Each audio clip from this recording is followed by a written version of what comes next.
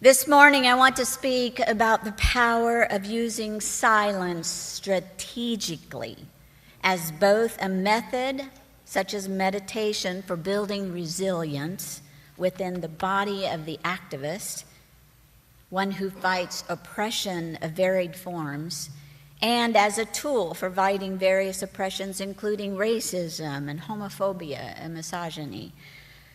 So on this last point, consider this. Annually, UUC participates in the Nehemiah Action that FAST, Faith, Action, Stronger Together group facilitates. It's an event whereby hundreds of people from 48 congregations of differing faiths come together to hold city and council members accountable to goals that help citizens to thrive in Pinellas County. If you've ever participated in one of those actions, would you raise your hand? Okay, so as I go further, you will have experienced what I'm going to tell you. Participants are instructed to clap when a council member agrees to work toward one of a few selected goals, such as creating more affordable housing. If the council member states, "I can't do that," or says, "There's a lot of things that can happen, so this is doubtful," those present are instructed to have complete silence. No hissing, no booing, no nothing.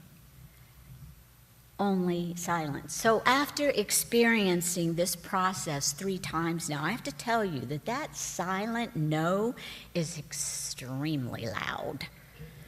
I'm not a council member, but on one occasion, I wanted to crawl on the floor to get away from that very effective no silence.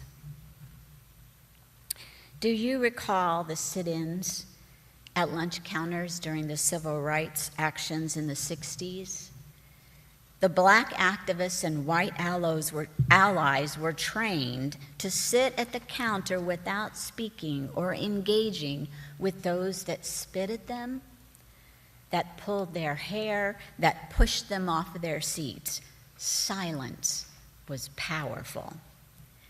At the local women's clinic here in Clearwater, volunteer escorts are instructed not to engage with the rude protesters who use a bullhorn to yell names and obscenities at the patients and the escorts. I'm here to tell you that although it is extremely difficult to do, to remain silent and non-communicative, it drives the people on the other side of the fence crazy. The quieter we become, the louder they get. Finally, many of us have either experienced or used the parents' extremely effective approach to disciplining children. You know the one. It's that lethal stare technique that seems to work.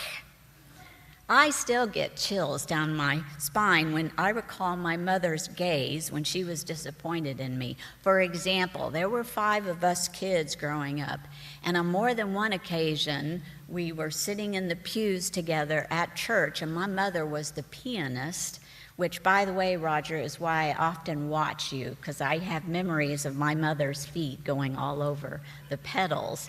But I can remember we were in the pews, she was sitting up there to the right of the preacher.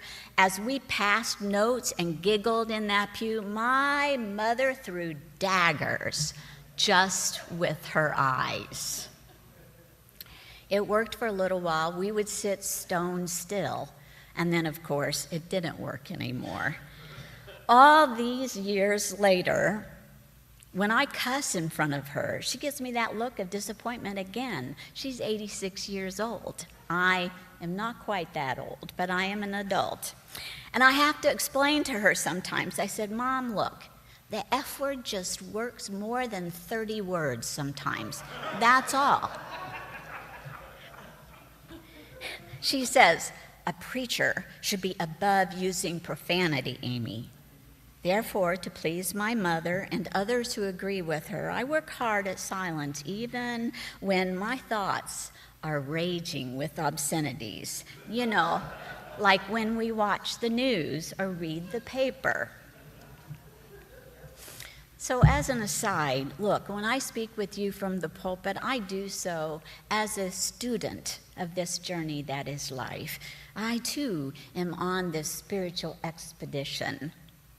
I say spiritual because it is filled with breath, that which cannot be seen, but is the source of life. And I too am learning how to be in relationship with others and how to be of use to a world that needs support and healing. I'm not perfect, and it makes me crazy that I'm flawed, just like all the other humanoids out there. Doesn't it bother you that we're not perfect? So know this when I say, developing the ability to withhold speech, to make a point on occasion, is a worthy, spiritual, but challenging goal. For example, in Buddhism, right speech, and it's often considered skilled speech, is one of the desired actions with the Eightfold Path. Now, the Christian text, the Bible, is filled with be still countless times.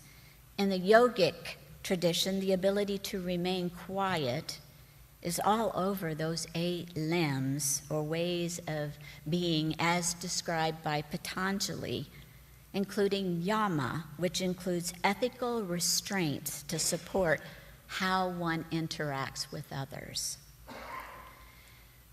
I mention a few understandings from world faith beliefs because Unitarian Universalism is a tradition that values pluralism. That is, we promote diversity by embracing multiple perspectives, beliefs, and cultures. This morning, I'm touching on the value of utilizing silence to promote nonviolence and to develop more approaches to peaceful existence and coexistence. So my study partner this week is The Intimate Way of Zen, Effort, Surrender, and Awakening on the Spiritual Journey. It was written by a longtime Unitarian Universalist minister and a Zen priest, Reverend James Ishmael Ford, who is also, as I said, a Zen priest, a student of Buddhism. I've heard him speak a number of times. Reverend Ford wrote, "It took me a long time to notice that silence was one of my opportunities to learn about life's mystery, perhaps the greatest of them," he said. He continued, "In the silence I caught the hint of some distant song. And I began to question my question, the one about who or what is God. I asked myself, what if I had framed it wrong? Instead of trying to prove or disprove some theological assertion, I began to allow the world to present to me and to teach me. As I continued," he said, "I found new mysteries and new directions. Increasingly, the image that guided me was not about climbing up the mountain to see the sage, but rather heading down into previously unexplored depths. I had a sense this intuitive direction was mine, deeply and truly. And just as important, finding my own path was not an invitation to judge other paths. Judging and closing doors, at least in matters of my spiritual life," he said, "seemed more and more a dead end. Instead, some growing curiosity called on me." He discovered that in our lived lives, it's all messy. When moving along or walking the spiritual path, noticing the mess and our place within it is perhaps the more important thing. We roll the dice, and here we are, right now. It is dealing with this here and now that opens the project of our sorrows and our joys and who and what we are. So he decided that the more important thing here is not to question chance or determination, but to focus on what the Zen Dosho port created, which was a spiritual map. I don't know about you, but when I describe this, see if this fits for you and your journey. First, we are captured by a dream and imagination of what could be. Idealization is very good. That's a very good term for the moment. It is very much about our heart's longing. Second are the numerous temptations, mostly not admitted out loud. In Zen, there is a word, that word enlightenment, and those stories about it. We don't really get what it is to project. We don't know what enlightenment is, so we project various fantasies on it. They can even involve superpowers, as in wanting to be spiritual equivalents of cartoon superheroes. As we mature along the way, the powers are downgraded, but some kind of special, I want to get there, some kind of special is in the mix. The third is crabbiness. I love that he used this word. This arises when we discover that we are not as far along as we hope to be. A popular variation is of crabbiness. Crabbiness that shows up when we look around and we point to other people and say, well, they're not there yet. They're not good enough. They don't do it right. They don't know the right things. Crabbiness. Or maybe it's crabbiness because others might appear to be further along than we are. So, those first three, think about it. To some of you, remember the first time you came to a UU meeting place? You were a baby UU. You said, where have you been? Unitarian Universalism. Where have you been all my life? This is the best place ever. And it is. And then temptation enters. One might think, oh, I know things. We don't need a committee to make that decision. We don't need to have a discussion because I can do that. I know this. The temptation, you giggle because we all been there. The temptation toward the I, it's my way, is the best, leads to the third milestone in the map, which was crabbiness, right? If it isn't you, then you certainly know someone who's unhappy about one thing or other here or in the outer society and tend to get stuck there. Either we get stuck there or others. Crabbiness, the next pandemic, I say. Let's move on to the fourth point. Fourth is finding the rhythm of an authentic spiritual life. We have mastered basics and integrated what they have to offer. We find the intimate way, but we don't seem to be graced with those, graces. It's just a very, very long path. Sometimes a slog kind of walk, sometimes in the dark, sometimes in the heat, sometimes in the cold. So life is filled with complexity. We know this. Our UU journey is not filled with cliches, but curiosity and plenty of whys. Why did this have to happen? And what do I do in this situation? So fifth is when graces come. We are gifted with insights, great and small, scales drop from our eyes. The sound of a crow becomes an invitation from the universe itself.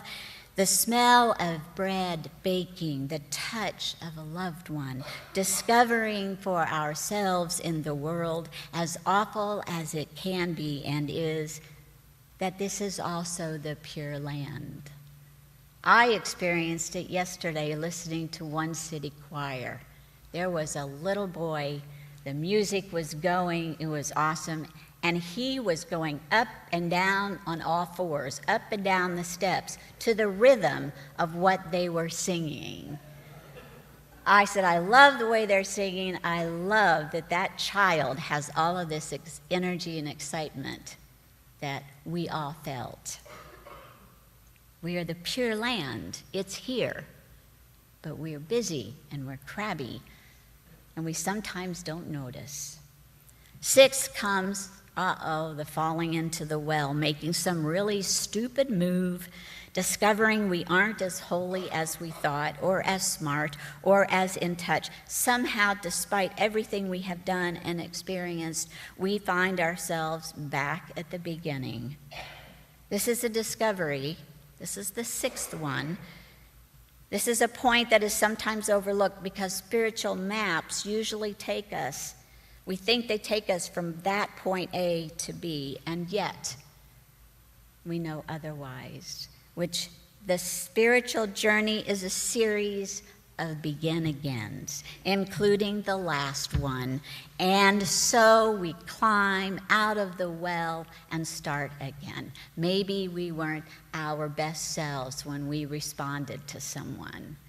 We apologize and we try again. We begin again, and that map of the spiritual journey comes back. So to nurture our ability to relate with others, to remain skillfully silent at times, to make a point, as in when someone says or does something totally absurd, we need not verbally respond with countless words, but simply stare at the other person. If you feel inclined to speak, do so carefully, skillfully. Speak the truth and then stop speaking. This, my wee grasshopper, and we're all wee grasshoppers here, is the point.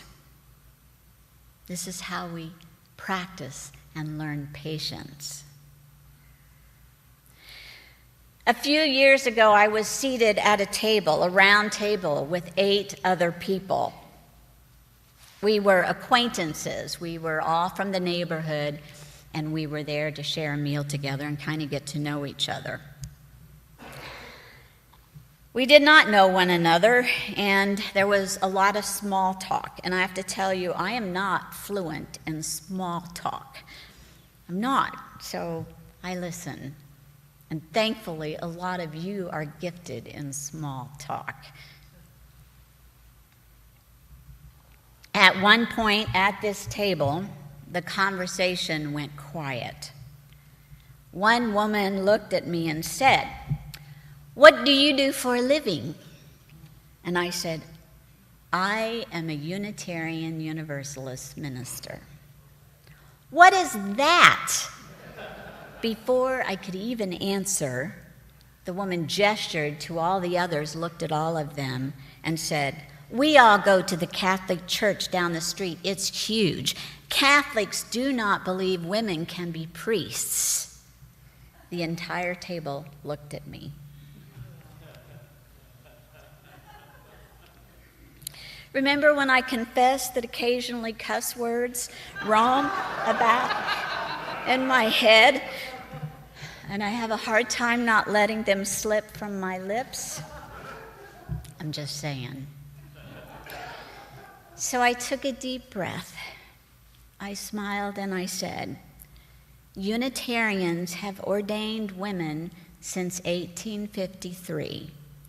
Universalists followed suit shortly thereafter, and by 1961, the 2 denominations, when they came together, it was common practice to ordain women. Unitarian Universalists are radically inclusive." "Well," she said, "we are Catholics." I nodded and said, "Yes, you are."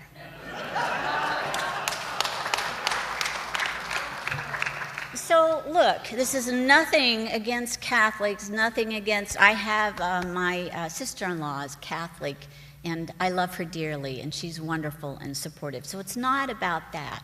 It's about how we respond at times when we feel uncomfortable, to say the least, right? We do it with care. I want to affirm that group. Yes, you are Catholic. Rather than arguing or justifying who and what we are, I simply turn and affirm that group. We can make a point, but we can use it with few words and in a way that is gentle and loving. It is in those times of discomfort when we are provided the opportunity to choose how to respond to a perceived provocation. That's when all the work pays off. In other words, it is powerfully important to develop a personal practice, to pay attention to the breath, to pause, to meditate weekly or daily, to pray, to practice Tai Chi, to walk in nature, to read, to listen to podcasts, to reflect quietly, and to take note of the intangible gifts in life, that even when it is rough going, we are better able to find a center from which to respond to others with care, even when they disappoint us. So that evening, that comment, I watched after I said that, and there was a little bit of a discomfort, but I also noticed the little girl twirling in her pink skirt over at the other table, standing in the aisleway, dancing. I remained in the present moment. She was dancing. I watched the same group who were seated with me smile when the chocolate lava cake arrived. All right? I also noticed out the window the water that was softly waving behind this room that we were in. So it's about finding ways to calm yourself when it's not necessary and stay in the present moment. Maya Angelou famously wrote, "Just like moons and like suns with the certainty of tides, just like hopes springing high, still I rise." Her words are a reminder that the only way you and I will maintain some semblance of optimism in these times, as one cherished right after another is destroyed in American society, the only way we will thrive is to consistently practice, to begin again, to locate stillness and joy in the moment so that we may more effectively lead and become part of the movement to make positive change for ourselves and for others. Reverend Ford brought up a lovely passage written by Proust who presents in a wonderful way the power of finding the now. The writer was about to meet with a Madeleine. That's a kind of cake that appears more like a cookie in the American vernacular. It goes like this: "And soon, mechanically dispirited after a dreary day with the prospect of a depressing morrow or tomorrow, I raised to my lips a spoonful of tea in which I had soaked a morsel of the cake. No sooner had the warm liquid mixed with the crumbs touched my palate than a shiver ran through me, and I stopped, intent upon the extraordinary thing that was happening to me. An exquisite pleasure had invaded my senses. Something isolated, detached, with no suggestion for its origin, and at once the vicissitudes of life had become indifferent to me. Its disaster innocuous, its brevity illusory. This new sensation having had that effect which love has, of filling me with a precious essence, or rather, this essence was not in me, it was me. So he's talking about a moment in time when he simply experienced pleasure of flavor. That was in the book titled In Search of Lost Time. So I'm going to end this message with an experiment. I gave every one of you a small packet containing one clean cherry, or chocolate kiss over here. At this time, would you please pull out that cherry or chocolate kiss? When I ring the first chime, I would like for you to put it in your mouth. Zoom, I hope you'll join us too. Put this item in your mouth at the sound of the first chime. I would like for you to close your eyes and notice how that cherry feels on your palate, how the chocolate melts. So for 2 minutes, you're not going to chew this and swallow it. For 2 minutes, you're simply going to experience it. I'm going to ring the chime 1 time, and then we're going to sit in silence and simply notice, and then I'll ring the chime 3 times, and then you may spit the pit in the package, or you may swallow the chocolate. Can we do this? Yes, we can. All right, let's try it. Phil, does anybody want to try? Okay, everybody's got something? What? Mike, you don't have one? Right here. You gave yours to, oh, we have a distributor right here. Ready?